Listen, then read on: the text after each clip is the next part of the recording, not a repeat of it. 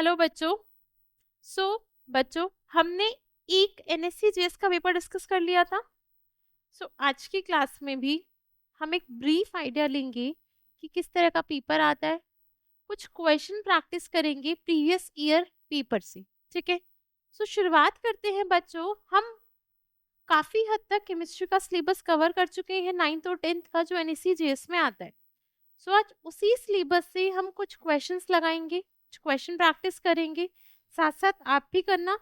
देखो, जो आज का पहला क्वेश्चन है वो क्वेश्चन नंबर 1 ये कहता है, पर क्वेश्चन पढ़े ध्यान से। क्वेश्चन कह रहा है the stomach fluid in the human contain HCl, KCl and NaCl। इसके अंदर क्या है? HCl है, KCl और NaCl है। The stomach fluid is highly acidic and plays an important role in the digestion of food as well as the killing of bacteria. And इसने acidity के बारे में हमें बताया है कि एसिडिटी में lead to the abdominal pain, nausea, bloating and heartburn. इतना इसने हमें, बस ये इन्फॉर्मेशन हमारे काम की नहीं है, क्वेश्चन से रिलेटेड नहीं है। वैसे इन्फॉर्मेशन सब अच्छी है बट क्वेश्चन से रिलेटेड नहीं है। अब ध्यान से देखो, क्वेश्चन क्या कह रहा है। Such a patient is prescribed antacid. जो वो पेशेंट है ना जिसको एसिडिटी बनी है, उसको क्या देते हैं? एंटासिड देते हैं। Patient is prescribed antacid tablet which contain, क्या है उसके अंदर? एल्यूमिनियम हाइड्रोक्साइड, माइल्ड बेस होता है एल्यूमिनियम हाइड्रोक्साइड, जिसका इन्होंने मॉलिक्यूलर वेट दिया है आपको 78 मीन 78। कहता है कि concentration of HCl, KCl and NaCl, उसकी कितनी कॉन्सेंट्रेशन है? 0.01 मोलर हर एक की। मतलब HCl भी 0.01 मोलर है क्वेश्चन में, KCl भी 0.01 है आपका, एंड NaCl भी 0.01 मोलर है, राइट। देन क्वेश्चन कह रहा है in the stomach fluid volume is 2 litre. और जो हमारे स्टमक फ्लूइड है उसका वॉल्यूम टोटल कितना दिया है? 2 लीटर दिया है। क्वेश्चन में इसने क्या पूछा बच्चा कि amount of aluminium hydroxide required to neutralise the fluid will be. मतलब एक चीज इस क्वेश्चन से जो हमें समझ आ गई कि हमें जो रिएक्शन चाहिए ना, वो कौन सी रिएक्शन चाहिए? न्यूट्रलाइजेशन की रिएक्शन चाहिए। समझ गए? अब देखो, न्यूट्रलाइजेशन करने के लिए इसने डाला एक mild base which is aluminium hydroxide. अब हमें एक बात जरा पता है कि न्यूट्रलाइजेशन रिएक्शन में क्या होता है? एक एसिड और बेस का रिएक्शन होता है। जब एसिड और बेस आपस में जुड़ रहे होते हैं, रिएक्ट कर रहे होते हैं, तो क्या बनता है? सॉल्ट और वाटर। प्रोडक्ट में यही बनता है ना बेटा, ठीक। तो अब इस एल्यूमिनियम हाइड्रोक्साइड को न्यूट्रलाइज कौन करेगा? स्टमक में क्या प्रेजेंट होता है? कौन सा एसिड? HCl प्रेजेंट होता है ना स्टमक में। कौन सा एसिड प्रेजेंट होता है? Hydrochloric acid. मतलब इस एल्यूमिनियम हाइड्रोक्साइड की जरूरत कब पड़ेगी? एसिडिटी कब होगी? जब HCl बढ़ जाएगा। समझ गई मेरी बात यहाँ तक कि हमारे लिए काम की बात सिर्फ इस चीज से है, HCl से। क्लियर? अब देखो, रिएक्शन में लिखूं जब कि एल्यूमिनियम हाइड्रोक्साइड HCl से रिएक्ट करता है तो क्या बनाता है? Aluminium chloride plus water. यही रिएक्शन होगी, बैलेंस्ड केमिकल इक्वेशन। समझ गए?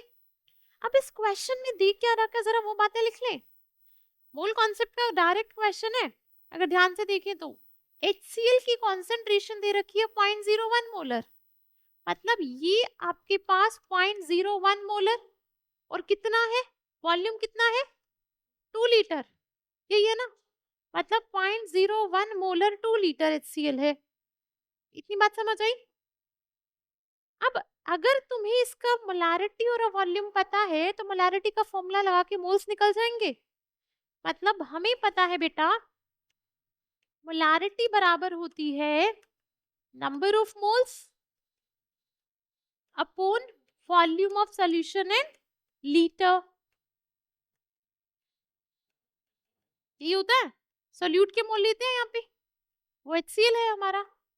मोलारिटी गिवन है 0.01 मोलर, तो number of moles upon volume कितना? 2। तो यहाँ से जब सॉल्व करोगे तो नंबर ऑफ मोल्स कितने आ गए? 0.02। इतनी बात समझ आई? सिंपल सी बात। अगर तुम्हारे पास HCl के मोल है, अगला स्टेप क्या, इसके मोल चाहिए, कैसे निकालोगे? स्ट्रोशो वाला कॉन्सेप्ट लगा के कि 3 के लिए इसकी 1 मोल की रिक्वायरमेंट है, तो 0.02 के लिए इसकी कितनी होगी, 1/3 कर दो इसका, राइट? तो मतलब यहाँ पे number of moles of aluminium hydroxide कितना आ गया, number of moles of HCl by 3। ऐसा ही हुआ। कितने मोल है, 0.02, तो ये हो गए 0.02/3। कितना आया,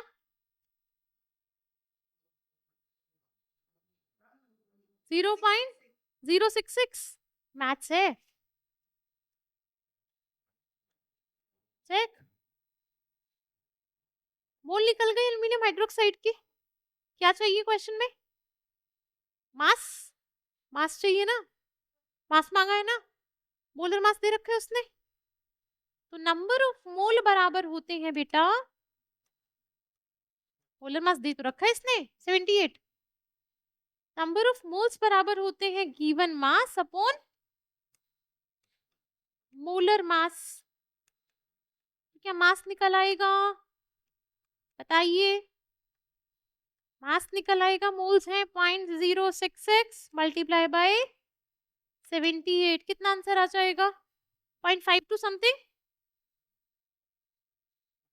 0.066 इंटू 78, नहीं, कैलकुलेशन देखो, 0.52 आएगा बेटा, कराऊं, मल्टीप्लाई कराऊं, कराऊं, अरे देख लो ना, यहाँ देखो 0.06 इंटू 78 कर लो सीधा, 6/100 इंटू 78 कितना आएगा, 6 8 सा 48, 4 रह गया एंड क्या 48, तो 100 मतलब 0.48 समथिंग आना चाहिए। हाँ, हमने कुछ यहाँ गड़बड़ की है। अच्छा, ये 0.066 हो गया ना, देखो ना, एक जीरो तो ऑलरेडी थी, समझ गए, तो 1000 हो गया यहाँ, चेक, आ गया ना इतना ही। मैथ्स तो कर लो थोड़ा सा, तुमने बताया मुझे मैम 0.066। केमिस्ट्री की बातें समझ आ गई, इसके अंदर क्या थी, बहुत सिंपल आया था ना। चल, केमिस्ट्री समझो ना, मैथ्स तो आई थिंक तुम्हारी स्ट्रांग होनी चाहिए, फिर तुम मुझसे मैथ्स कराओगे क्या, जनरल? अच्छा ठीक है, अगला क्वेश्चन देखो, चलो क्वेश्चन बहुत इजी है, बहुत इजी है, ट्राई करना चाहोगे? देखो क्वेश्चन क्या कहता है, 0.50 gram mixture of calcium carbonate and calcium oxide, दो दे रखी है बेटा, कैल्शियम का कार्बोनेट और कैल्शियम का ऑक्साइड, कहा उसने हीट किया एक नॉन कंबस्टिबल गैस। इसका मीनिंग क्या है, वो गैस जो कंबशन सपोर्ट नहीं करती, यही होता है ना नॉन कंबस्टिबल का मीनिंग। आगे बोला इसने, weight of the residue obtained on heating is found to be 0.434 gram. Then इसने बोला कैल्शियम ऑक्साइड कितना था मिक्सचर में, उसका परसेंटेज दे दो, उसका परसेंटेज दे दो, राइट? ये क्वेश्चन में बोला, क्या ट्राई करना चाहेंगे खुद से, क्या लिखूं, गैस कंबशन, नहीं रिएक्शन, मैं बता देती हूँ। देखो क्या करना है, रिएक्शन में सीधी रिएक्शन है, कैल्शियम कार्बोनेट का डिकम्पोजिशन लिखो, सबने केमिकल रिएक्शन इक्वेशन पढ़ा है, कैल्शियम कार्बोनेट का डिकम्पोजिशन हर एक बच्चा ट्राई करेगा। देखो मैं लिखवा देती हूँ एक बार, तुम, हाँ जी, कैल्शियम कार्बोनेट CuCO3 तो होता है, अगर ये डिकम्पोज होता है क्या बनता है, calcium oxide plus carbon dioxide. अब करना चाहोगे खुद से ट्राई, अब करना चाहेंगे खुद से ट्राई, अब देखो मैं बताती हूँ, थोड़ी सी हेल्प मैं करती हूँ, आगे तुम खुद से हेल्प कर लेना। मिक्सचर का मीनिंग है एक डब्बा, उसमें कैल्शियम ऑक्साइड भी डाल दिया और कैल्शियम कार्बोनेट भी डाल दिया, ऐसा नहीं रिएक्ट करा दिया। मिक्सचर क्या होते हैं, मिक्सचर क्या होते हैं, फिजिकली मिक्स किया जाता है, केमिकली मिक्स थोड़ी करते हैं। मैंने इनकी रिएक्शन थोड़ी करा दी। समझ गए ना मिक्सचर का मीनिंग? मिक्सचर क्या होते हैं? फिजिकली मिक्स करते हैं जब हम उसे। Second it is 70%। ओके, देखते हैं यशवर्धन क्या आंसर आता है। 30 आएगा आंसर, 30 आएगा आंसर। करा रही हूँ ना, 30 निकलवा के दिखाती हूँ, रुक जाओ। सुनो मेरी बात, इतनी बात समझ आई? सबको समझ आ गई कि मिक्सचर है, मिक्सचर का मीनिंग केमिकली रिएक्शन नहीं है, डब्बा है, उसमें कैल्शियम कार्बोनेट भी है और कैल्शियम ऑक्साइड। रिएक्ट नहीं किया मतलब अपनी अपनी आइडेंटिटी है उनके पास। क्लियर इतनी बात? आगे देखो, कैल्शियम कार्बोनेट डिकम्पोज होता है बट कैल्शियम ऑक्साइड डिकम्पोज नहीं होता। समझ गए? अगर मैं कहूं ये x ग्राम है, CO2, एक बात बताना, तो मुझे आज खुद से बताना, फायर ड्रिल देखी थी? अब मुझसे क्वेश्चन पूछोगे ये CO2 का? अगर मैंने कहा ये x ग्राम है, तो वो कैल्शियम ऑक्साइड मिक्सचर में कितना रह गया? 0.5 माइनस x। और रिएक्शन किससे चलाते हो? मोल से चलाते हो ना, मोल से चलती है ना रिएक्शन। मोल कॉन्सेप्ट में इसी का मास से नहीं चलाते। अब मतलब x ग्राम डिवाइड बाय इसका मोलर मास जो होता है 100 ग्राम पर मोल, निकाल लोगे? क्यों? मैंने इसको x मान लिया ना, इसको x मान लिया तो इसके मोल्स हो गए x बाय 100। तो एक मोल से इसका एक मोल बन रहा है, तो x बाय 100 से कितना बनेगा? x बाय 100 ही बनेगा।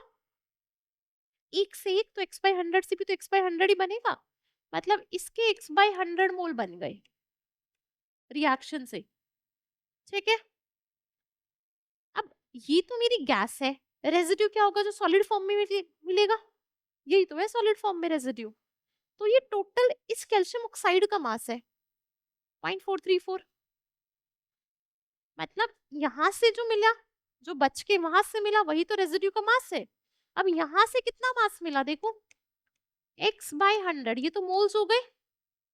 अब मास निकालने के लिए मोल्स इंटू मोलर मास करना पड़ेगा। मोल्स का फॉर्मूला क्या होता है? Number of moles is equal to given mass पे मोलर मास। तो मास निकालने के लिए मोल इंटू मोलर मास, इसका मोलर मास होता है 56, तो मल्टीप्लाई बाय 56। समझ गए?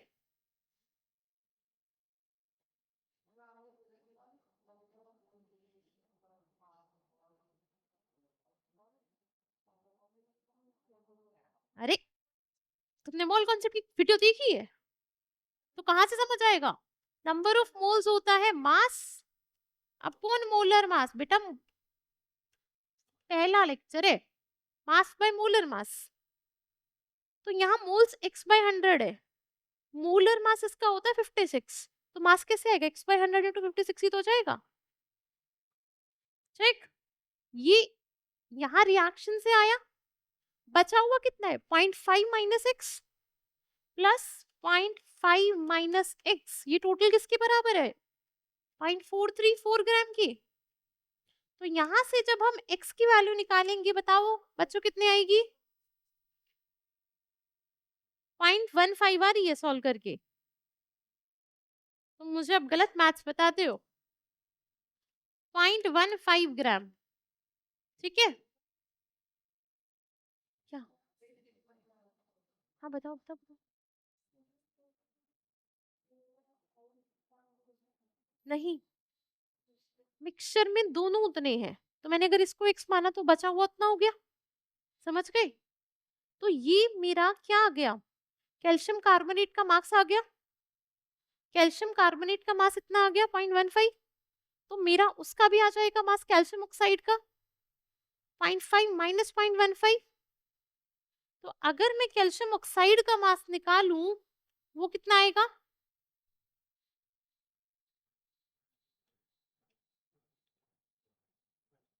कितना आएगा बेटा? माइनस 0.15, आई थिंक 0.7, पॉइंट कितना आएगा?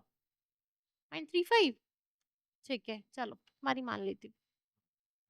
ठीक है, तो percentage of calcium oxide in the mixture कैसे आएगा? Mass of calcium oxide mass of calcium oxide divide by total mass mixture का इनटू 100%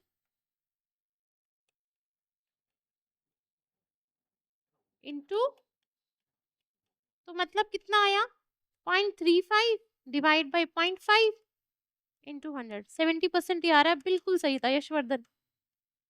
70% ही आंसर आएगा। चेक, वो उसका आएगा, दूसरे वाले का। बताओ, रुक जाओ, क्या समझ नहीं आया?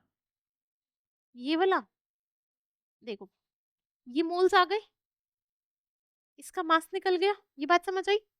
मास मतलब moles into molar mass. Residue का मास दिया ना, रेजिड्यू मतलब सॉलिड। सॉलिड क्या रहेगा? Calcium oxide. ये यहां से डिकम्पोजिशन के बाद जो ऑलरेडी भी तो उतना रह गया था। अब समझ आया सबको? क्लियर है? आगे बढ़ जाए। अच्छे क्वेश्चंस है ना आज? इजी है ना? बहुत बहुत इजी है। चलो, पीरियोडिक तो पढ़ा था, पीरियोडिक क्लासिफिकेशन तो सबने पढ़ रखा है। क्यों नहीं पढ़ा? मैंने तो पढ़ाया है, मैंने तो पढ़ाया है।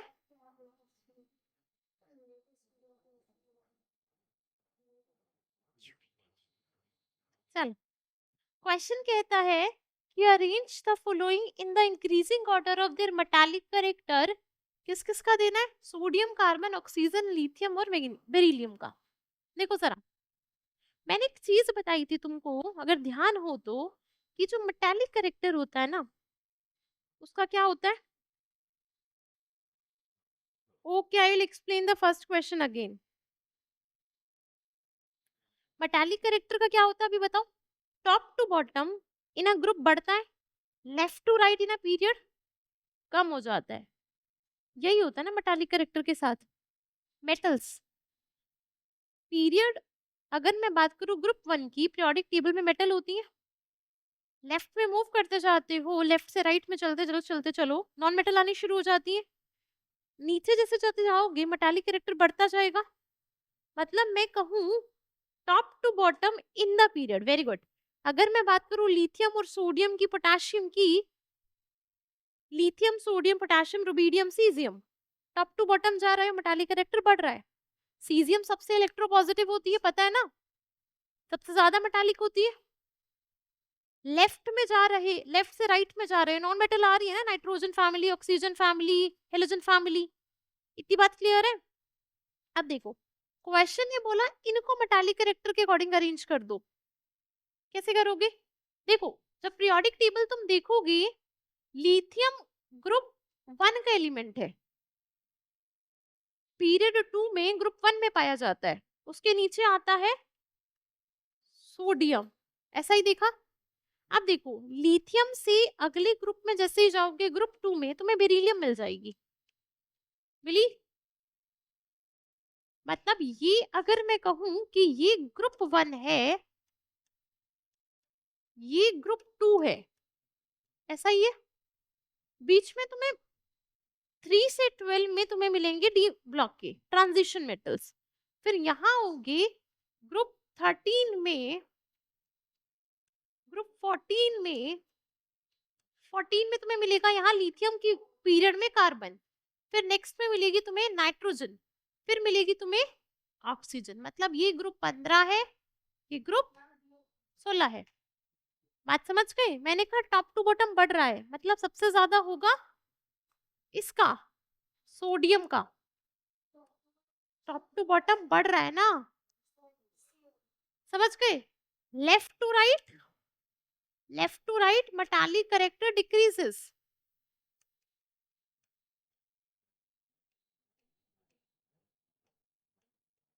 And top to bottom, top to bottom metallic character. बात समझ गए? तो सोडियम के बाद किसका होगा बता दो? सबसे ज्यादा सोडियम का, फिर फिर फिर फिर अच्छा ठीक है, नाइट्रोजन नहीं है, ठीक है समझ गई, नाइट्रोजन नहीं है क्वेश्चन में। मतलब इजी था ना क्वेश्चन, तो बहुत इजी था, समझ गए ना, इजी था ना क्वेश्चन तो।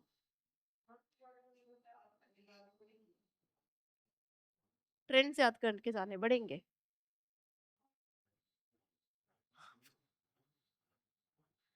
अगला क्वेश्चन पढ़ो। क्वेश्चन कह रहा है कि 50 ml of 0.1 molar acetic acid solution is taken in a beaker. एक ये बीकर लिया है जिसमें 50 ml 0.1 मोलर एसिटिक एसिड मतलब CH3COOH लिया है इसने। चेक। अब कहता है दो वायर कनेक्ट की, एक सर्किट बना दिया प्रॉपर।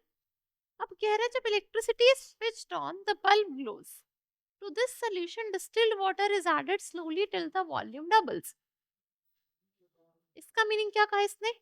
पानी डालते गया, डालता गया, वॉल्यूम बढ़ा दिया, मतलब डाइल्यूशन कर दिया। वॉल्यूम का बढ़ना डाइल्यूट करना होता है सोल्यूशन का।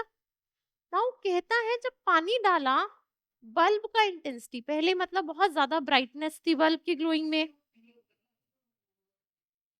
क्यों? क्यों? हम्म,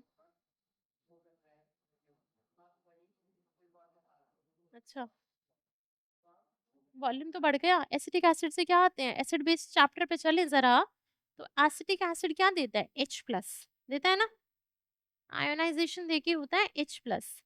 और वीक एसिड जो होते हैं ना, जैसे जैसे पानी बढ़ाते हो, जैसे जैसे उसे डाइल्यूट करते हो, उसका आयोनाइजेशन बढ़ता है, मतलब H प्लस आयन बढ़ते हैं। आयन के बढ़ने से इलेक्ट्रिसिटी ज्यादा कंडक्ट होती है और बल्ब ज्यादा ग्लो करता है। क्या मेरी बात समझ आ गई? क्या कहा मैंने, दोबारा सुनो।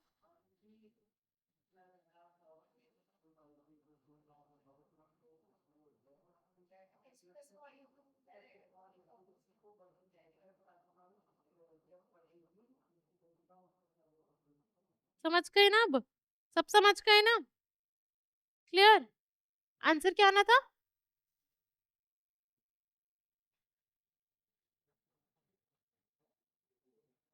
अगला क्वेश्चन देखो। क्वेश्चन क्या कह रहा है, ध्यान से क्वेश्चन पढ़ें। A compound X when heated with NaOH solution produces a pungent gas। ध्यान से सुनना मेरी बात अभी। पंजेंट गैस, पंजेंट गैस होती है अमोनिया। क्या होती है? अमोनिया का फॉर्मूला NH3। एक बात समझ आ गई? Pungent gas ammonia. आगे बढ़ो। कहा इसने turns red litmus blue. Red litmus blue कौन टर्न करता है, एसिड या बेस?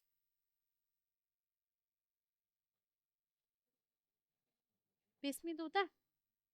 अब देखो, when an aqueous solution of X is treated with EgNO3, a white precipitate Y is obtained। white precipitate मिलते हैं जो क्या करते हैं, which on keeping in sunlight turns grey liberating yellowish green gas। Yellowish green gas होती है chlorine. क्या होती है? क्लोरीन। मेरी बात समझ आई? गैस क्या होती है? क्लोरीन। कहा इसने aqua solution of compound X's। मैं इसका आंसर तुम्हें बता देती हूँ। देखो, अमोनिया लिबरेट होती है, अमोनिया का एक्वा सोल्यूशन क्या होना चाहिए? अगर मैं बात करूं, अमोनिया लिबरेट हो रही है which turns red litmus blue, मतलब ये NH4Cl रहा होगा। चेक। अगर ये NH4Cl रहा है और ये NaOH से रिएक्शन कर रहा है तो क्या बनाएगा ये? NH4OH। देखो, NH4OH और NaCl अलग निकल जाएगी। चेक। ये एक्वा सोल्यूशन ऑफ अमोनिया है, NH4OH इससे पंजेंट स्मेल आती है। ये बेस है अमोनिया और रेड लिटमस ब्लू कर देता है, मतलब ये X है हमारा।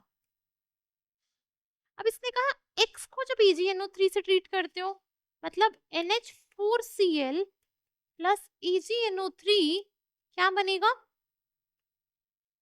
EgCl प्रेसिपिटेशन रिएक्शन है प्लस NaNO3 सॉरी NH4NO3। ये जो प्रेसिपिटेट होते हैं ये होते हैं व्हाइट कलर के। ठीक बेटा। अब इसने कहा जो ये प्रेसिपिटेट है ना इसे कुछ देर रख दो तुम सनलाइट में तो ये ग्रे बदल जाते हैं, एक पील येलोइश ग्रीन गैस निकल जाती है। इसका मीनिंग क्या कि जो ये EgCl है बेटा इसे सनलाइट में रखेंगे हम तो याद करो फोटोलिटिक डिकम्पोजिशन का एग्जाम्पल है ये, सिल्वर बन जाती है Eg प्लस क्लोरीन, निकल गई गैस। तो हमारा X पूछा है, मतलब X पूछा है तो X ये है हमारा, ये है ना X। X जो हमारा है वो है NH4Cl, मतलब ये मिक्सचर है NH4OH और HCl से मिलकर बना है न्यूट्रलाइजेशन रिएक्शन से। जब ये रिएक्ट करते हैं तो बनता है NH4Cl और पानी। ये होती है वीक बेस, ये होता है स्ट्रॉन्ग एसिड। तो स्ट्रॉन्ग एसिड और वीक बेस का सॉल्ट कैसा होगा, एसिडिक ही तो होगा, स्लाइटली एसिडिक होगा ना। तो आंसर क्या आना था, स्लाइटली एसिडिक है ना NH4Cl, तो आंसर क्या आना था, बी आ जाना था। डाउट? देखो इतनी बात समझ आई, NH4Cl पता है, समझ आ गया उन रिएक्शन से।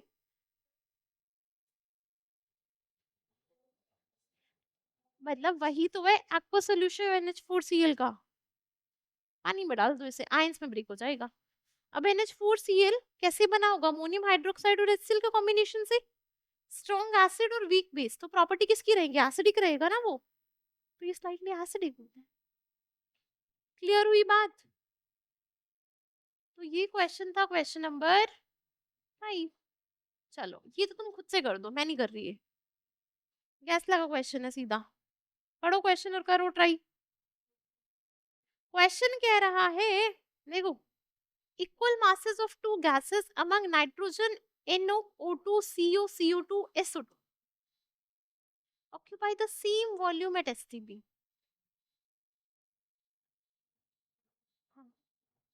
N2 कैसे,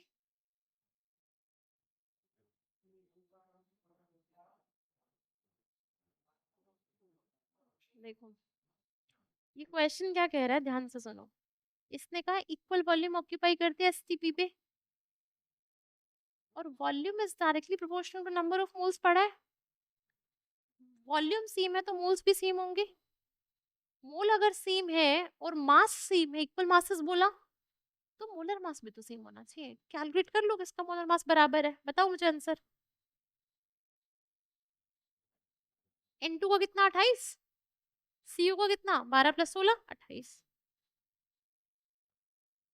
क्वेश्चन की सेंस समझ आई, क्या कहा क्वेश्चन ने,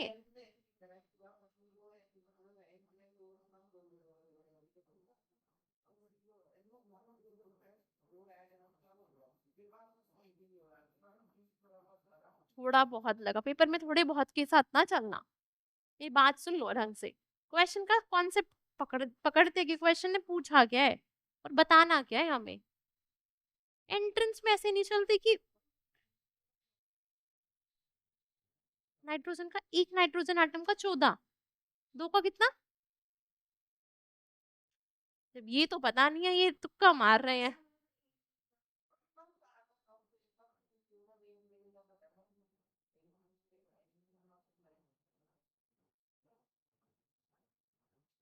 चलो देखो मैंने क्या कहा, वॉल्यूम सेम है, ठीक। अब volume is directly proportional to N, ठीक। वॉल्यूम सेम तो मोल्स भी सेम होंगे, तो मोल्स अगर सेम है तो मोल का फॉर्मूला होता है given mass by molar mass. अब मास सेम है तो मोलर मास भी तो बराबर होना चाहिए। और देख लो N2 और CO का molar mass molar mass of N2 कितना होता है? 28 ग्राम पर मोल।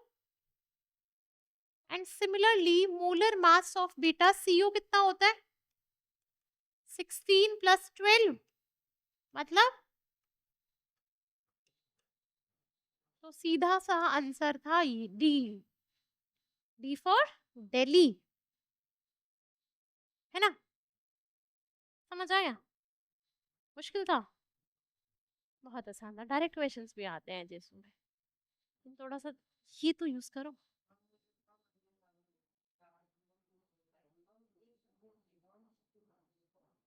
अच्छा,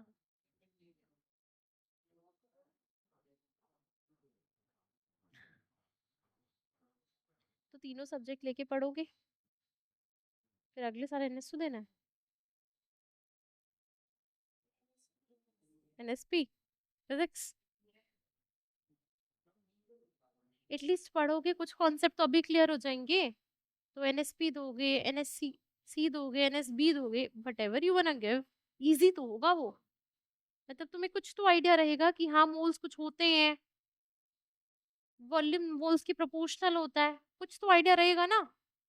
वरना बाद में जाओगे तो तुम्हें कुछ नहीं पता। हाँ,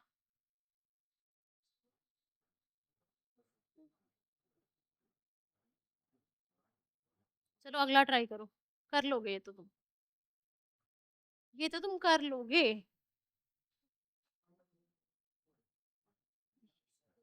ये तो तुम कर ही लोगे, इसकी तो मेरी जरूरत। देखो क्वेश्चन देखो, एक वर्ड नया आया, ओस्मोसिस सुना है? High concentration lower concentration through a semi permeable membrane, solvent का फ्लो होता है। अगर मैं चाहती हूँ वो सॉल्वेंट का फ्लो रुक जाए तो मैं उसके अगेंस्ट प्रेशर लगाऊंगी, उसको बोलते हैं ऑस्मोटिक प्रेशर। ठीक।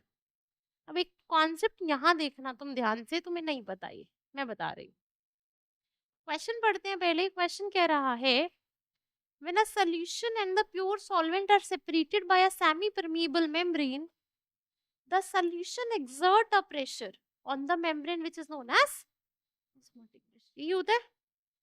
अब देखो, ऑस्मोटिक प्रेशर कहता है नंबर ऑफ पार्टिकल या आयन या मॉलिक्यूल के बढ़ने से बढ़ जाता है। इस बात को फोकस कर जाना, इस बात पे फोकस करना। कैसे बढ़ता है?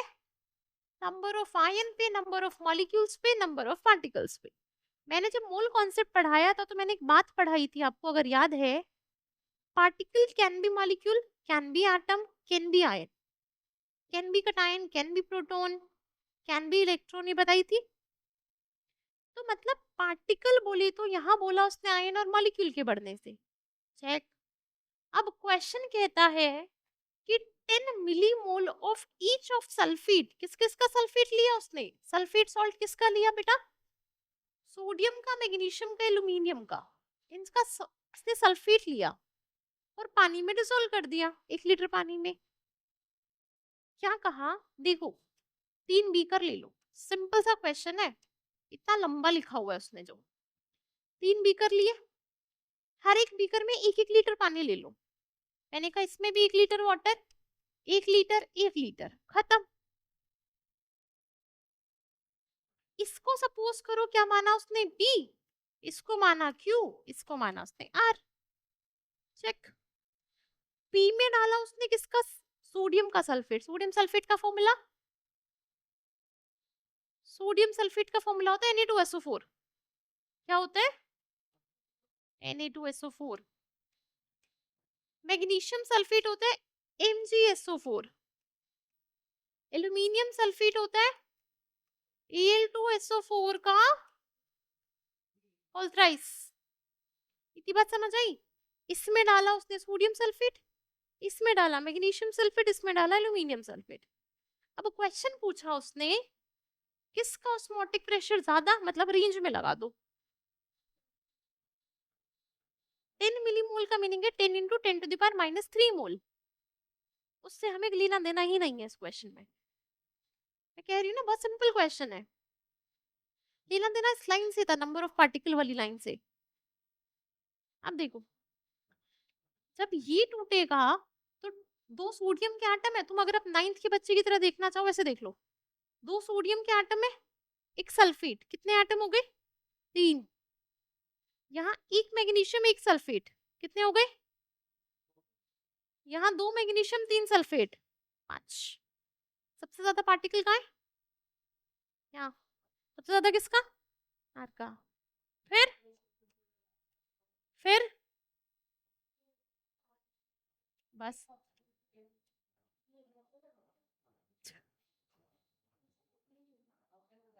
कैसा क्वेश्चन था? क्या? अरे ऐसे करो, मैंने सल्फेट पूरा ले लिया ना, SO4। ऐसे लोगे, ऐसे ले लो, 2 3 6, 3 और 4 7, 1 2 और 4 6, 2 और 3 सल्फर और 12 वो, ज्यादा से ज्यादा ये आएंगे, फिर वो आएंगे, फिर ऐसे कर लो, वैसे कर लो, बात बराबर है। क्या क्वेश्चन समझ आया? क्या कहा उसने? क्वेश्चन के लिए आंसर लिखा? क्वेश्चन तो उसने बता दिया ना, मैं ऐसा पूछ रहा हूँ, मतलब मैं सब कुछ दे दिया उसने। बस उसने क्वेश्चन क्या बोला, सीधा नंबर ऑफ पार्टिकल निकाल लो और आंसर मुझे देते जाओ। और उसने ये बात खुद से बता दी मुझे कि ऑस्मोटिक प्रेशर बढ़ता है जी नंबर ऑफ पार्टिकल के बढ़ने से। अगर तुम बच्चे हो, तुम्हें नहीं पता ऑस्मोटिक प्रेशर, तो तुम्हें पार्टिकल तो निकालने आते हैं। समझ गए कि कितना इजी क्वेश्चन था?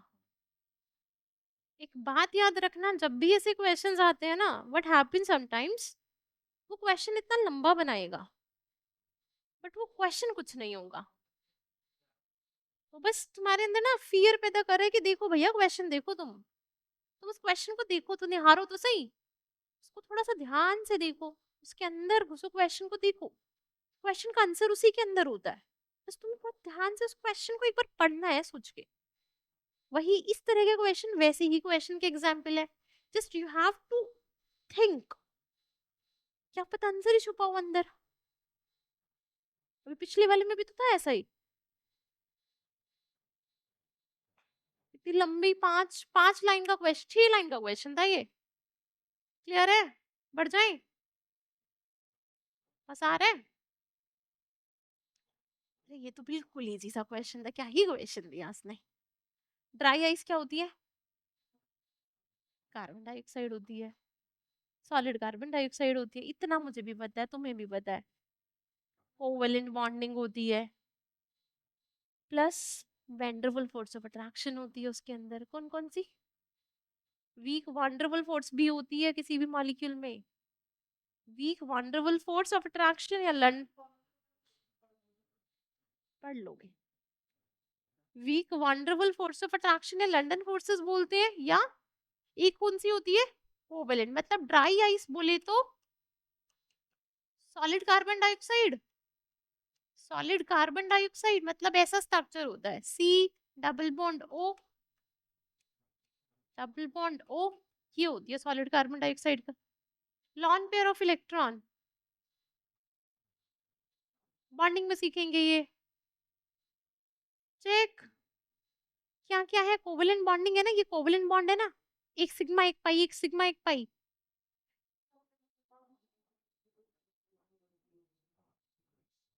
नहीं, क्वेश्चन मैंने डाल दिए, ऐसे ऐसे नहीं है, ठीक है? मैं बता दूंगी जहां मल्टी होंगे, ठीक है? इजी क्वेश्चन था ये भी, और डायरेक्ट क्वेश्चन है, मतलब you just know have to know the information.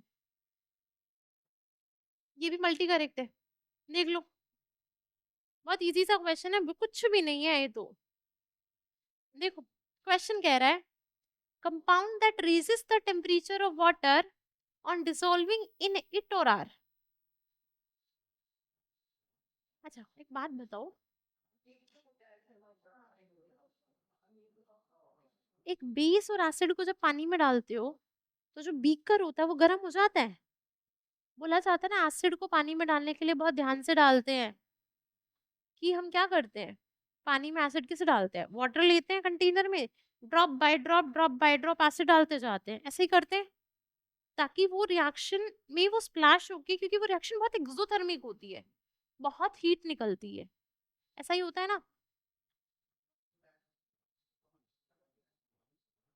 Similarly base या एसिड, बेस को से सोडियम हाइड्रोक्साइड हो गया, पोटेशियम हाइड्रोक्साइड हो गया, इनको पानी के अंदर डालोगे तब भी रिएक्शन एक्सोथर्मिक होती है, मतलब हीट निकलेगी, टेम्परेचर बढ़ जाएगा रिएक्शन का।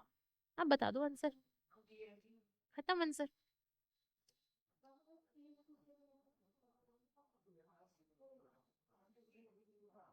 समझ गए? पोटेशियम हाइड्रोक्साइड इन कॉन्सेंट्रेटेड HCl, पोटेशियम हाइड्रोक्साइड बोले तो KOH 20, और ये एसिड, एसिड और बेस को पानी में डालते हो तो रिएक्शन होती है एक्सोथर्मिक, और एक्सोथर्मिक रिएक्शन में निकलती है हीट। क्लियर? वो टेम्परेचर बढ़ा देती है। समझ गए? बहुत इजी क्वेश्चन है बेटा। चलो ये मैं समझाती हूँ, थोड़ा सा पढ़ने का ट्राई करो। चलो क्वेश्चन क्या कह रहा है? क्वेश्चन कहता है soap and detergent are a common agent used in laundry industry, ये हमें भी पता है। दे आर लॉन्ग चेन, अगली बात पे इसका फोकस कर जाना। They are long chain hydrocarbon with ionic terminal of cationic and anionic centre. ये बात बहुत अच्छी बोली इसने। कहते हैं 1% weight by volumes of solution X and 1% weight by volume detergent solution Y are prepared in distilled water. Okay. Each of solution is divided into equal parts and labeled as X1, X2, Y1, Y2. And 1 gram NaCl is added to X1 and Y1. देखो X1, Y1, X2, Y2, यही है। X1 और Y1 में क्या डाला इसने? 1 gram of, यहाँ पे भी 1 ग्राम NaCl डाला है, और यहाँ पे भी 1 ग्राम NaCl डाला है, और यहाँ पे क्या डाला है? 1 ग्राम कैल्शियम क्लोराइड, और यहाँ पे भी 1 ग्राम कैल्शियम क्लोराइड। अब क्वेश्चन कहता है which of the following observation is are correct, मतलब प्रेसिपिटेट फॉर्म करना है इसने। अब देखो जो ये कैल्शियम होता है ना, अब पहली बात तो सोप क्या होती है? सोप होती है sodium salt of long chain fatty acid, जो उसने ऊपर बताई है। लॉन्ग चेन हाइड्रोकार्बन होती है कटायनिक एंड अनायनिक पार्ट, मतलब सोप होती है sodium salt of stearic acid. Stearic acid इसका सोडियम सॉल्ट बता रहे, मतलब C7H35 COONA, ये होता है सोडियम सॉल्ट और फैटी एसिड्स। ठीक है, अब इसके साथ अगर तुम कैल्शियम क्लोराइड डालोगे तो इसके दो मॉलिक्यूल होंगे, तो इसके कैल्शियम क्लोराइड डालोगे तो क्या होगा? कैल्शियम तो सोडियम को रिप्लेस कर देगा, तो बन क्या जाएगा? C17H35 COO का whole twice calcium plus 2 NaCl बाहर आ जाएगा। इसके दो मॉलिक्यूल्स ले लेना रिएक्शन में। ठीक है, नहीं ऐसे कंपाउंड ऐसे लिखे जाते हैं। ठीक है, अब ये स्कम होता है, क्या होता है? स्कम, जो कहते हैं ना कपड़ों पे झाग नहीं आ रहा, वो यही चीज होती है स्कम। इसी की वजह से नहीं झाग बनता, नहीं आ रहा, स्कम बन जाती है ना, लेदर फॉर्मेशन नहीं होता, वो ये होता है। अब प्रेसिपिटेट कराने के लिए हमें कॉमन आयन की जरूरत पड़ती है, किसकी? Common ion. इसमें कौन कौन से आयन? Na प्लस और CO नेगेटिव वाला, तो NaCl में क्या आयन होंगे? Na प्लस और Cl माइनस, मतलब दोनों में Na प्लस कॉमन हो गया, ये टूट के Na प्लस देगा ना, प्लस ये वाला पार्ट देगा, तो Na प्लस आ रहा है यहाँ से, प्लस NaCl को तोड़ोगे तो क्या आएगा? Na प्लस और Cl माइनस, तो दोनों में कॉमन है Na प्लस। अगर जब भी कॉमन आयन आता है तो क्या हो जाती है? Precipitate formation. तो प्रेसिपिटेट कहाँ बनेगा? एक X1 में और एक Y1। तो आंसर क्या आना चाहिए? Very easy question. X2 Y2 में तो कैल्शियम क्लोराइड। ठीक है, कैल्शियम क्लोराइड्स कम फॉर्मेशन होगी ना वहां पे तो। हाँ, क्लियर है।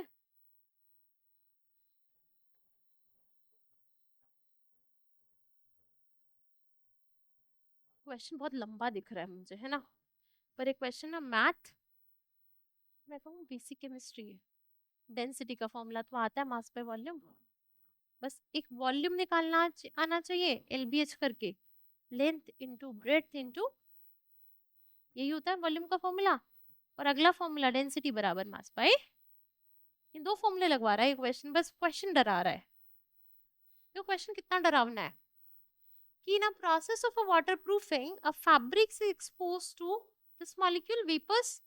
Vapor react with hydroxyl group on the surface of a fabric or with traces of water to form the waterproofing film. अब इसने N stands for large integer. Okay. The waterproofing film is deposited on the fabric layer upon layer. आगे question से बढ़ते हैं, यहाँ तक छोड़ दो, हमारे मतलब की बात ही नहीं है, यहाँ से पढ़ना शुरू करते हैं।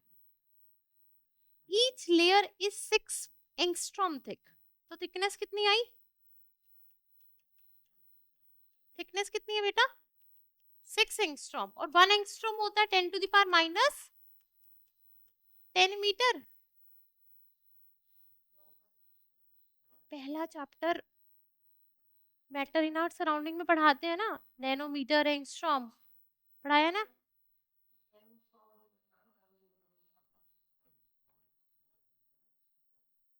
वन नैनोमीटर होता है 10 to the power minus 9 metre. 1 angstrom होता है 10 to the power minus 10 metre. 1 picometre होता है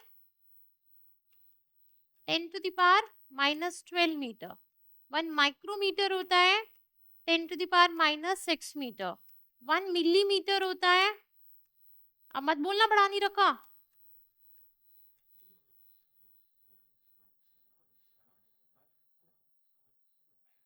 फेम्टोमीटर होता है 10 to the power minus 15।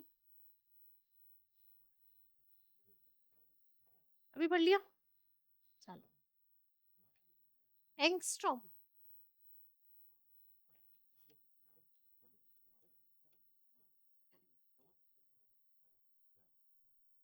Check, याद रहेगा।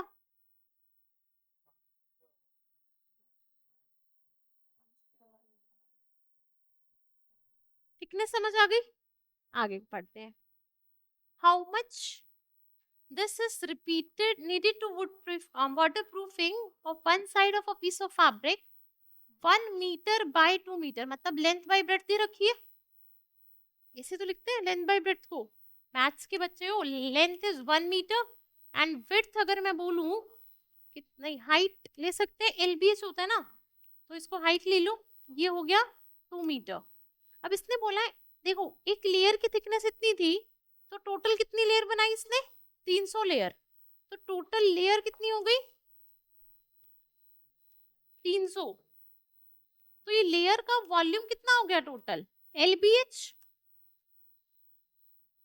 मतलब this into this into this, एक लेयर का टोटल कितनी है, तो 300 से भी मल्टीप्लाई करेंगे, तो मतलब 300 into 6 into 10 to the power minus 10 into 1 into 2, ये हो गया 10 to the power minus 8 metre cube.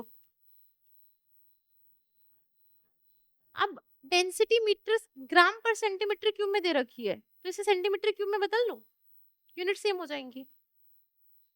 Density film की कितनी है, इतनी, तो ये 1 मीटर क्यूब कितने सेंटीमीटर क्यूब के बराबर होता है, ये भी बता दो चलो तुम मुझे।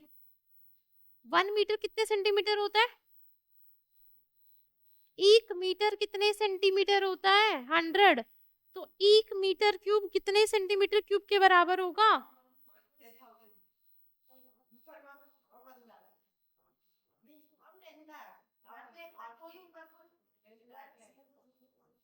10 टू द पावर 6 हो जाएगा, 6 जीरो आ जाएंगी, 36 into 10 to the power minus 8 into 10 to the power 6, मतलब 36 into 10 to the power 2 metre centimetre cube. ये तुम्हारी वॉल्यूम आ गई, ये तुम्हारी डेंसिटी, तुम्हें मास निकालना है, तो अगला फॉर्मूला क्या, डेंसिटी मास बाय वॉल्यूम, तो mass is equals to density into volume, this will be equals to 36 into 10 to the power minus 2 centimetre cube. Volume कितना है, वॉल्यूम इतना और डेंसिटी कितनी 1 ग्राम पर सेंटीमीटर क्यूब, मतलब 0.36 ग्राम।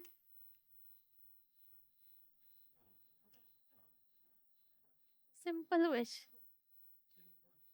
बहुत आसान था, पर देख के तो बहुत डर लगा, देख के तो ऐसे लगा पता नहीं क्या है, पर अरे एन ये होता है जो वो बन रहा है ना उसका पॉलीमर, एन की वैल्यू 1 2 3 रखते जाओ, वो पॉलीमर चेन बनती जाती है। वो क्या करता है बेसिकली, जब भी एनएससी जेएस या कोई भी कॉम्पिटिटिव एग्जाम के क्वेश्चन होते हैं, what they try to do, because they are limited in questions, so what they try to do, they elaborate the content।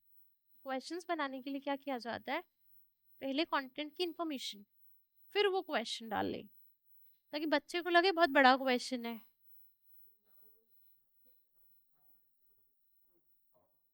हाँ, मतलब इंफॉर्मेशन के साथ।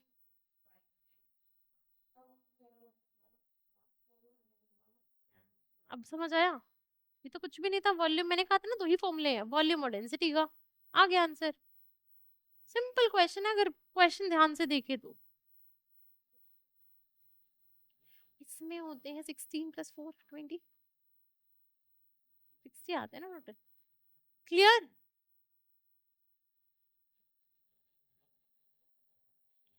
ये तो मैं नहीं कराना चाहती, इक्विलिब्रियम कांस्टेंट पढ़ा है,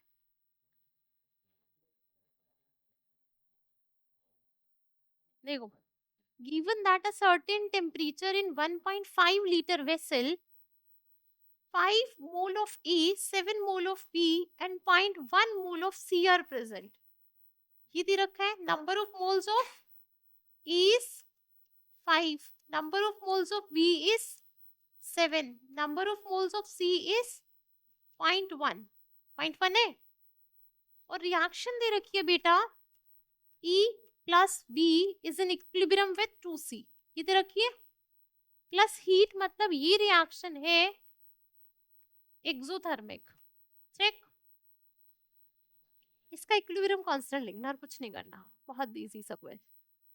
देखो, जब रिएक्शन इक्विलिब्रियम में होती है, मतलब जितना वो आगे जाएगी जिस रेट से, वो उतना ही पीछे आएगी उसी रेट से। मतलब अगर मैं कहूँ, लेट्स सपोज कि प्रोडक्ट बनने की स्पीड है उसकी 2 मीटर पर सेकेंड, 2 मोल पर सेकेंड लगा लो केमिस्ट्री की लैंग्वेज में, फिजिक्स की लैंग्वेज में डिस्टेंस अपॉन टाइम होती है ना स्पीड, केमिस्ट्री की लैंग्वेज में होती है कि कितना रिएक्टेंट स्पेंड हो रहा है डिवाइड बाय कितने टाइम में हो रहा है। मतलब मैं कहूँ रिएक्टेंट कंज्यूम हो रहा है 2 मीटर पर सेकेंड की स्पीड से, और मैं कहूँ प्रोडक्ट भी सेम स्पीड से बन रहा है रिएक्शन में, मतलब दोनों का रेट रिएक्टेंट के कंज्यूम होने का फॉरवर्ड में, ये फॉरवर्ड रिएक्शन और बैकवर्ड की भी आपस आने का, बैकवर्ड में क्या होगा, सी से ए प्लस बी बनेगा, फॉरवर्ड में क्या होगा, ए प्लस बी से सी बनेगा। तो फॉरवर्ड और बैकवर्ड का जब रेट बराबर हो जाए ना, तो मतलब रिएक्शन इक्विलिब्रियम में है।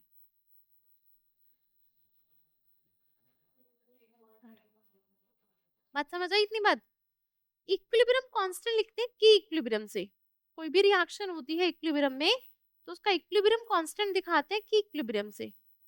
उसको लिखते कैसे हैं, कि प्रोडक्ट का concentration raise to the power, जो उसकी स्टोइचियोमेट्री होती है कितनी है 2, तो raise to the power 2 divide by reactant की concentration raise to the power जो उसकी स्टोइचियो में गिवन है।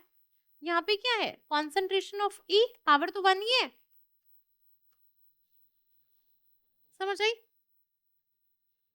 अब देखो, कॉन्सेंट्रेशन बराबर होती है number of moles upon volume, molarity, तो मतलब मैं इसको ऐसे लिख सकती हूँ, number of moles of C upon volume, ठीक, divide by number of moles of A upon volume, number of moles of B upon volume. तो यहाँ से वॉल्यूम स्क्वायर आएगा, ये वॉल्यूम स्क्वायर ऊपर चला जाएगा, कैंसिल। तो मतलब ये क्या रह गई, number of moles of C square by number of moles of A into number of moles of B. और सी के मोल्स कितने दे रखे हैं रिएक्शन ने, 0.1 मोल, और उसके ई की 5 और इसके 7। आंसर निकाल देना, कितना आंसर आएगा,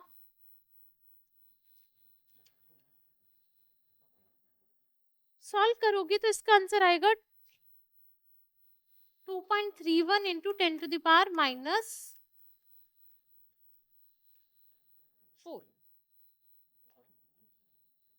बात समझ आई, क्वेश्चन समझ आया, क्वेश्चन अप्रोच कैसे करना है क्लियर है, कि इक्विलिब्रियम कैसे निकालते हैं, बात समझ आई किसी भी रिएक्शन के लिए। ठीक है, आगे बढ़ जाए।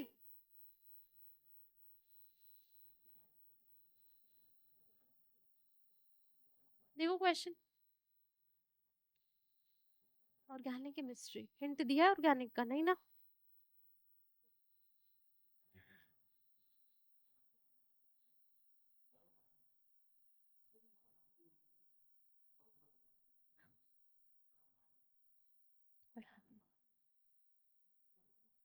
क्या, नहीं, देखो, अच्छा, वो सुना है मिथेनॉल, अल्कोहल सुना है, अल्कोहल के ग्रुप के होते हैं। देखो क्वेश्चन कहता है alcohol E on dehydration with concentrated H2SO4 at a high temperature gives compound B. On ozonolysis, every molecule of B yields 2 molecule of acetaldehyde. Which of the following alcohol is E? देखो बता रही हूँ, थोड़ा ध्यान से सुनना।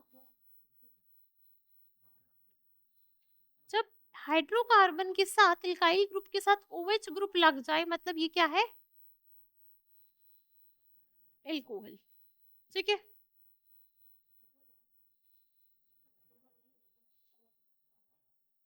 देखो alcohol की डेफिनेशन ये होती है, देखो अगर मैं बोलूं जैसे ये मीथेन है, इसके एक हाइड्रोजन को रिप्लेस करके मैं लगा दूं OH, तो क्या बनेगा CH3OH। तो मतलब ये क्या हो गया, एल्कोहल। OH फंक्शनल ग्रुप जब ऐड हो जाए replacing the hydrogen of a hydrocarbon, तो क्या बनता है, alcohol. R can be any hydrocarbon, methyl, ethyl, propyl, butyl, anything. ठीक है, यहाँ देख लो, क्यों 20, आगे बताओ।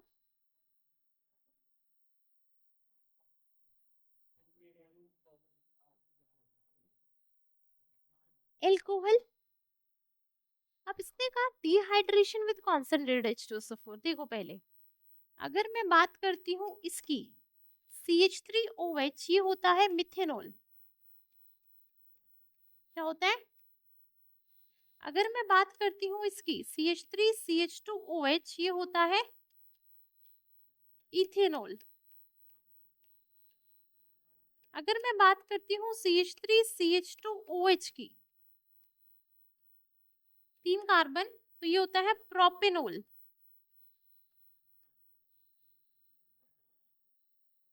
अगर मैं बात करती हूँ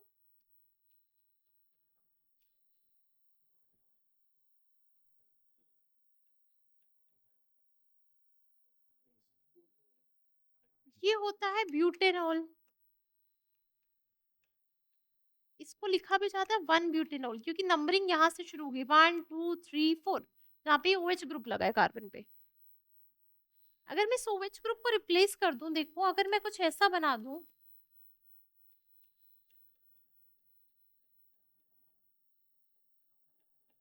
तो क्या बन गया है, 1 2 3 4, 2 ब्यूटेनॉल बन गया। मतलब OH ग्रुप किस पोजीशन पे है, देखो OH ग्रुप फर्स्ट पोजीशन पे 1 butanol, OH group second position पे, तो क्लियर इतनी बात। अब देखो, अगर मैं कहूं कि ये मॉलिक्यूल है,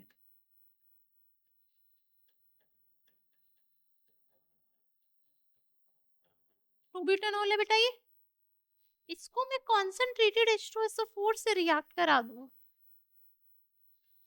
डिहाइड्रेशन हो जाती है एसिड के साथ, तो क्या निकल जाता है? पानी, वाटर। अब वाटर का रिमूवल होता है तो प्रोडक्ट बनता है ये।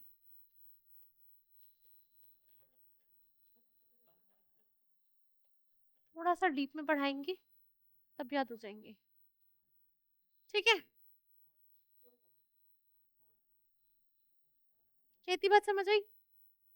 कैसे बनता है इसको भी भूल जाओ, ये भी भूल जाओ कैसे बना। इसका नाम है 1 2 3 4 प्रॉप, सॉरी, 2 ब्यूटीन, ठीक। अब जब ये 2 ब्यूटीन, मतलब ये कंपाउंड बी है, अब इसने कहा ये कंपाउंड बी की क्या होती है? ओजोनोलिसिस। ये क्या होती है? ये कौन सी नई बात आ गई? ओजोनोलिसिस क्या होती है? ठीक है, अब देखो, मैंने कहा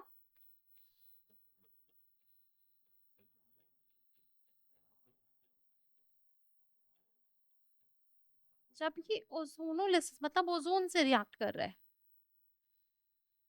ठीक है, in the presence of zinc और वाटर, तो प्रोडक्ट क्या बनती है?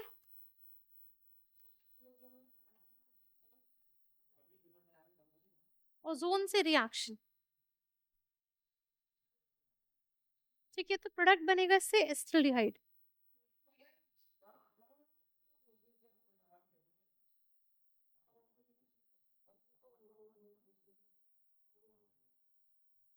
नहीं, ठीक है, इससे ये जिंक और वाटर, मतलब ये एज अ कैटलिस्ट काम करते हैं रिएक्शन के लिए, जो रिएक्शन की स्पीड बढ़ा देता है, ठीक है। तो प्रोडक्ट क्या बना? एस्टल्डिहाइड, एसिटल्डिहाइड, तो वही तो बनाना था। तो आंसर ने क्वेश्चन अल्कोहल क्या था? प्रोब्यूटेनॉल था।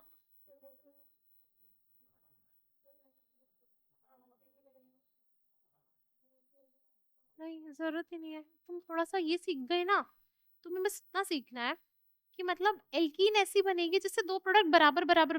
देखो, इतनी बात समझ आई? देखो, हमें बनाना है ये, इससे लेके चल लो, ये बनाना है दो मॉलिक्यूल। तो ओजोनोलिसिस में ना बेटा देखो ऐसा रिएक्शन होता है, CH डबल बॉन्ड CH3, मतलब मुझे दो कार्बन का कोई प्रोडक्ट बनाना है, तो मुझे इक्वल इक्वल डिस्ट्रीब्यूशन करना पड़ेगा, बीच में इक्वल इक्वल डिस्ट्रीब्यूशन करना पड़ेगा। तो जब यहां से तोड़ोगे ना ये बॉन्ड ओजोनोलिसिस से, अब देखो कैसे होता है, तुम ध्यान से देख ही लो। चलो, ओजोन ऐड करोगे तो बनता क्या है? CH3 C C CH3,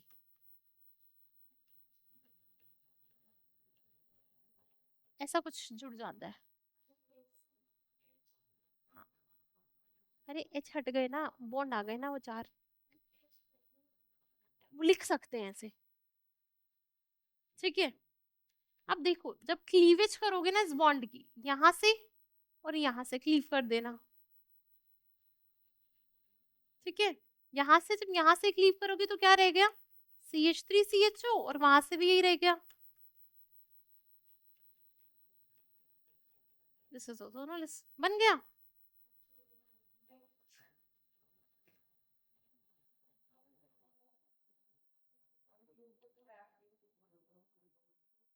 अरे बिल्कुल हो जाएगा, तुम्हें ओजोनोलिसिस पता होगी, तुम्हें रिएक्शन पता होगी कैसे लिखते हैं, इट्स वेरी इजी, बहुत इजी है।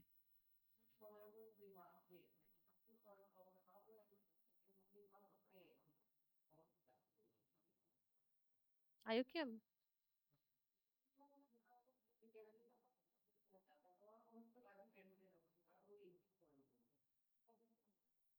देखो,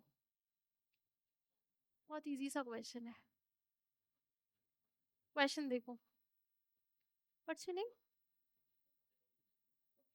Viral Harsha. In an experiment with a 100 ml 0.1 molar solution of copper chloride, by mistake 5 gram mixture containing equal weight of tin, silver, lead and calcium was added. गलती से उसने copper chloride की जगह क्या डाल दिया? टिन, सिल्वर, लेड और calcium डाल दिया. Finally after some time the solution gets decolourised. मतलब कलरलेस सॉल्यूशन बन गया. उसने कहा क्या हुआ होगा? अब देखो, कैल्शियम कॉपर से ऊपर होता है रिएक्टिविटी सीरीज में, और कैल्शियम जब कॉपर क्लोराइड से रिएक्ट करेगा तो क्या बनेगा? कैल्शियम क्लोराइड प्लस कॉपर, और ये होता है कलरलेस. आंसर क्या आएगा? समझ गए? इजी. लेड क्लोराइड हो या आपका टिन क्लोराइड हो, कलर्ड होते हैं. और सिल्वर वो कॉपर से नीचे लाई करता है, वो तो रिएक्ट ही नहीं करेगा. क्लियर?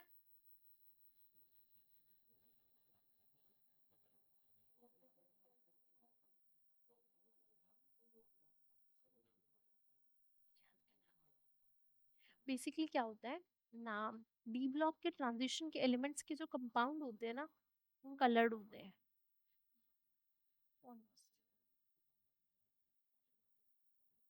ठीक है, क्वेश्चन पढ़ लो. Triclosan is an antibacterial and an antifungal agent. It is a polychlorophenoxyphenol. Okay. It's a widely used as a preservative and an antimicrobial agent in a personal care product such as soap, skin creams, deodorants, etc. नई काम की चीज हमारे. आगे बढ़ते हैं. Question कह रहा है कि Liban on a 200 ml hand sanitizer bottle claim that ट्राइक्लोम इसमें कितना है? ट्राइक्लोसेम कितने परसेंट? मतलब 0.2% वीट बाय वॉल्यूम है. अब तुम्हें वीट बाय वॉल्यूम पता है? मास बाय वॉल्यूम? अरे परसेंटेज वीट बाय वॉल्यूम की बात कर रही हूं मैं. Percentage mass by mass, percentage mass by volume पढ़ाया है ना.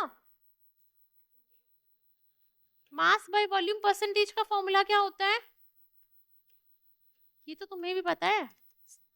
Mass of solute upon, divide किससे करते हैं? Volume of solution into 100%. यही तो होता है. इसमें भी दिक्कत है. ये कितना दे रखा है? 0.2% इज इक्वल्स टू, मास दे रखा है नहीं, वॉल्यूम दे रखा है हाँ, कितना? 200 ml इंटू 100, तो मास कितना आ गया? 0.4 gram. Check. Number of molecules निकालने हैं, मोल कॉन्सेप्ट पे चलते हैं.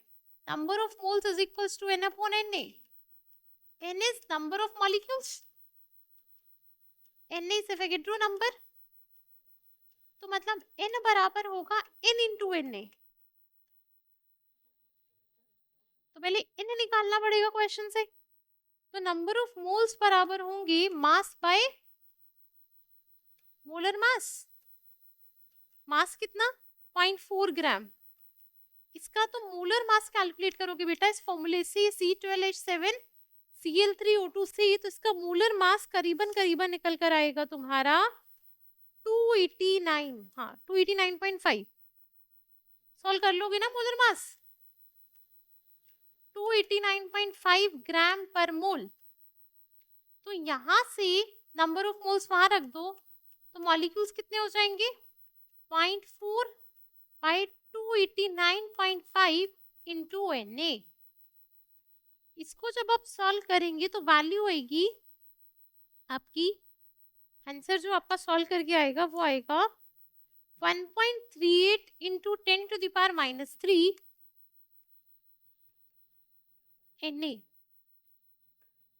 मतलब ये ना 10 टू द पावर -3 है, गलती से मिसप्रिंटिंग है. ठीक है, ये मिसप्रिंटिंग है क्वेश्चन में. क्लियर हुई बात? क्वेश्चन समझ आया?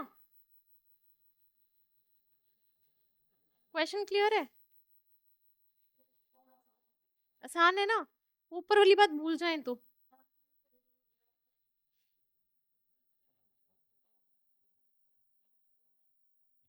ये क्वेश्चन मैंने डीपीपी में भी कराया था, वर्कशीट देती है जो बोल की वर्कशीट में है क्वेश्चन। देखो, suppose that A and B forms E2B3 and B2A, मतलब AB2। If 0.05 moles of B2E3 weigh 12 gram and 0.1 mole of B2A weigh 10 gram, what's the atomic weight of A and B? Atomic mass। देखो, number of moles बराबर होता है mass by molar mass, ये formula आता है। अब 0.05 मोल B2E3 के दिए, अगर मैं कहूं let's molar mass of is x gram per mole and molar mass of B कितना मान लू मैं, 5 ग्राम पर मोल मान लू, सपोज कर लू, तो B2E3 का कितना हो गया मोलर मास?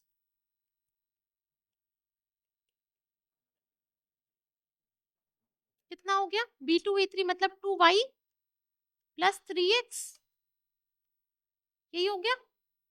और मोलर मास मोल्स के फॉर्मूले से कैसे निकलेगा? Mass by moles.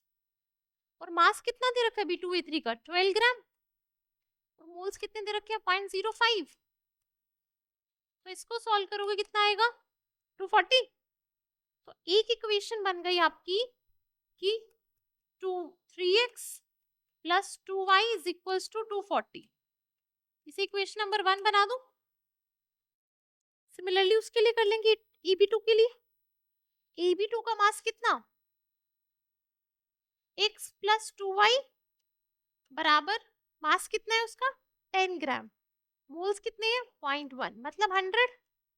तो एक इक्वेशन बन गई है आपकी x plus 2y equal to 100। ये equation second.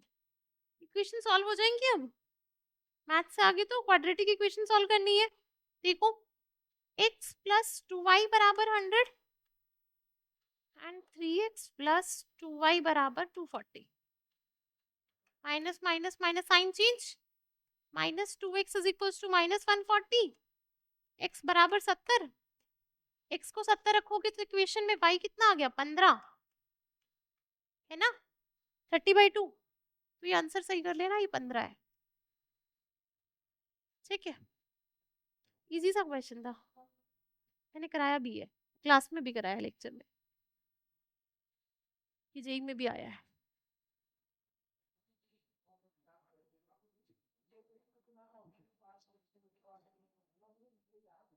NAT section, NAT section 10 से 5, कोई नहीं कोई नहीं, 5 भी इजी देगा वो। देखो, the ratio of charge of an ion or a subatomic particle to its mass is known as a specific charge। Question बोलता है कि स्पेसिफिक चार्ज क्या होता है? स्पेसिफिक चार्ज की अगर बात करूं तो Q/m का रेशियो है ना, यही होता है। स्टेटमेंट बतानी है, देखो यूनिट क्या होगी? देखो, Q is equal to IT होता है, करंट इनटू टाइम, पढ़ा है?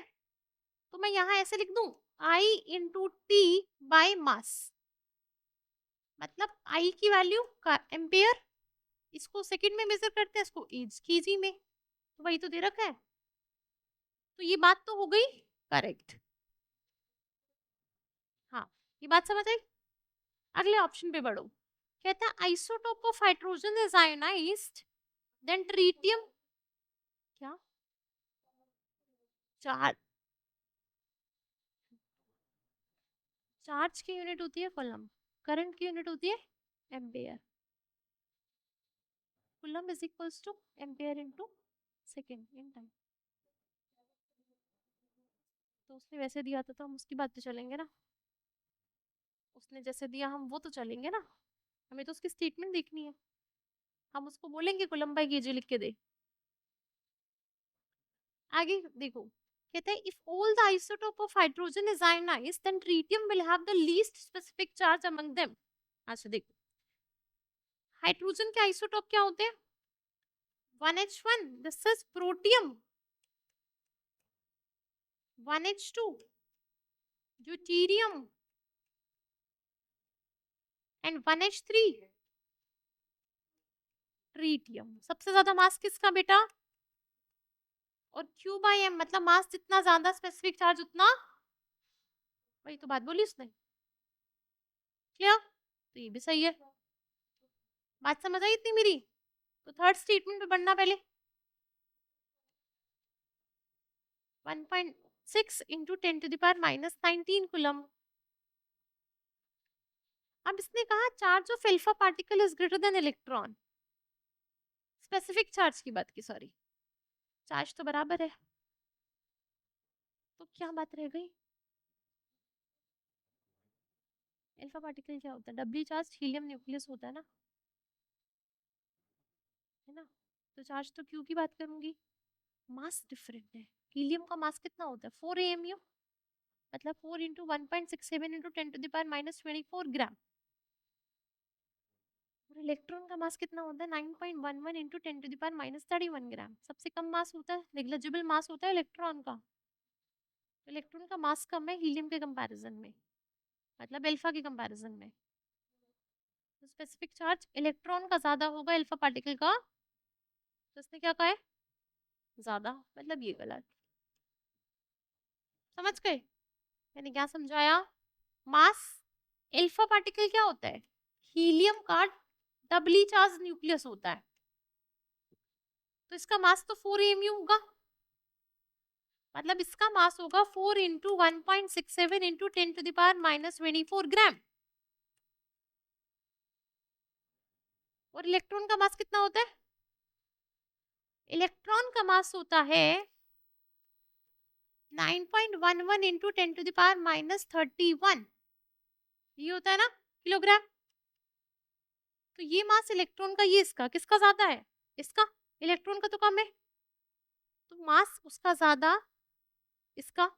तो स्पेसिफिक चार्ज इसका कम होना चाहिए। रख दोगे? हाँ, चार्ज तो वो सेम है ना।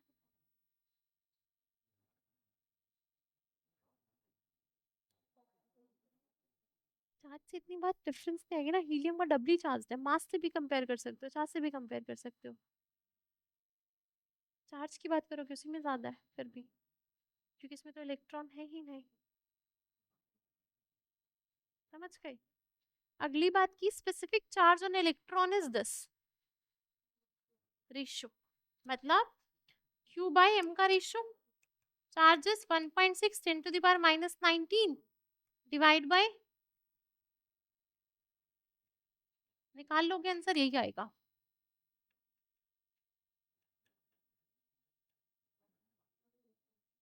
आंसर आ गया ABD। क्लियर है क्वेश्चन? बहुत इजी सा क्वेश्चन था, बेसिक फॉर्मूला बेस्ड। और ये इंफॉर्मेशन बेस्ड क्वेश्चन है कि acetylene torches and burner used by glass blower produce intense UV light, ultraviolet UV। glass blowers,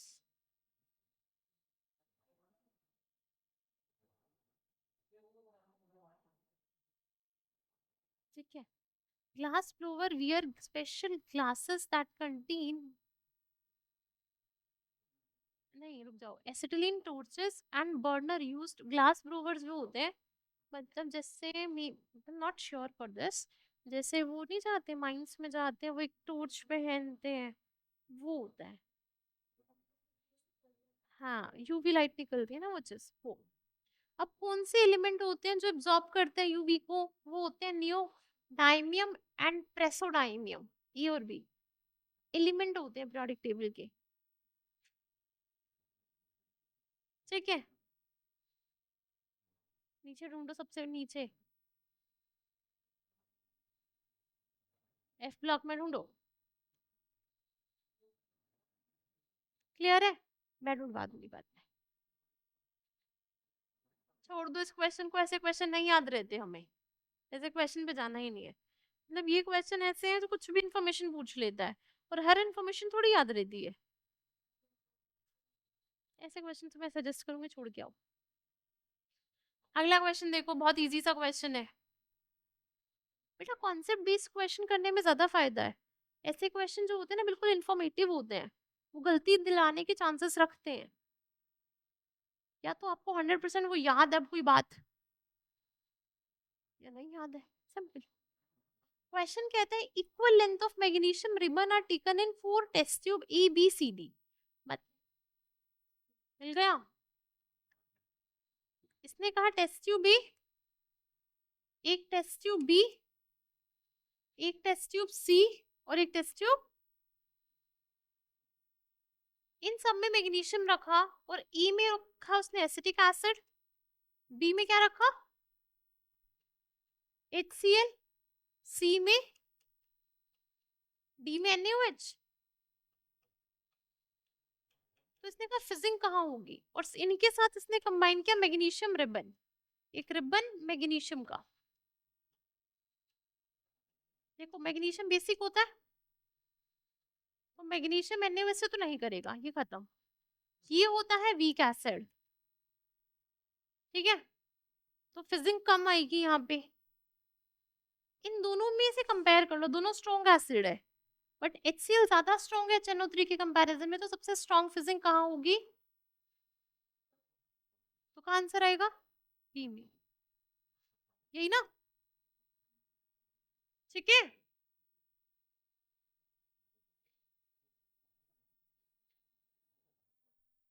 question देखो, पढ़ो क्वेश्चन क्या कहता है। क्वेश्चन कह रहा है, अगर मैं ध्यान से देखूं क्वेश्चन को, तो क्वेश्चन ने कहा कि when water changes phase from liquid to vapour, पढ़ते हैं हम पानी का वेपराइजेशन, बॉन्ड ब्रेक होते हैं वहां पे। तो कहता है कौन सा करेक्ट स्टेटमेंट है। देखो मेरी बात सुनना, क्या कहूंगी ध्यान से सुनना, कि वाटर के अंदर जब वो लिक्विड फॉर्म में होता है, उसके अंदर प्रेजेंट होते हैं हाइड्रोजन बॉन्ड, जो उसके लिक्विड फॉर्म वाले स्ट्रक्चर को मेंटेन कर रहे होते हैं। जैसे ही वो वेपर में जाता है तो कौन से बॉन्ड टूटते हैं, आंसर क्या आ गया, बात समझ आई मैंने क्या कहा, देखो ध्यान से। ये होता है वाटर, वाटर के आपस में बने होते हैं hydrogen bond, means hydrogen oxygen के साथ बॉन्ड बनाया है, फर्दर ऑक्सीजन हाइड्रोजन के साथ बॉन्ड बनाया है, फर्दर ये हाइड्रोजन ऑक्सीजन से जुड़ा है, फर्दर ऑक्सीजन हाइड्रोजन से जुड़ा है, मतलब electronegative atom is bonded to hydrogen attached to an electronegative atom. और जो ये बॉन्ड मैंने बनाया है इसी को तो बोलते हैं हाइड्रोजन बॉन्ड। मतलब हाइड्रोजन बॉन्डेड होता है ऑक्सीजन से या फ्लोरीन से, नाइट्रोजन से, तो उस बॉन्ड को क्या बोलते हैं, हाइड्रोजन बॉन्ड। तो वाटर में जब वो लिक्विड फॉर्म में होता है तो बॉन्ड कैसा होता है, हाइड्रोजन, और वेपर में जाता है तो ये टूट जाता है। हाँ तो यही टूटते हैं ना, ये नहीं टूटते, ये होते हैं कोवेलेंट बॉन्ड, इन्हें बोलते हैं, ये कोवेलेंट बॉन्ड नहीं टूटते। कौन से बॉन्ड टूटते हैं, समझ, मतलब कोवेलेंट बॉन्ड तो एग्जिस्ट रहते हैं, तो क्या टूटते हैं, ओनली हाइड्रोजन बॉन्ड। क्लियर हुआ, पेपर समझ आया क्या कराया, भेजो। बहुत इजी था ना ये, बहुत टफ था, ये तो बहुत इजी था, डायरेक्ट क्वेश्चंस आए हुए थे ना इसमें तो।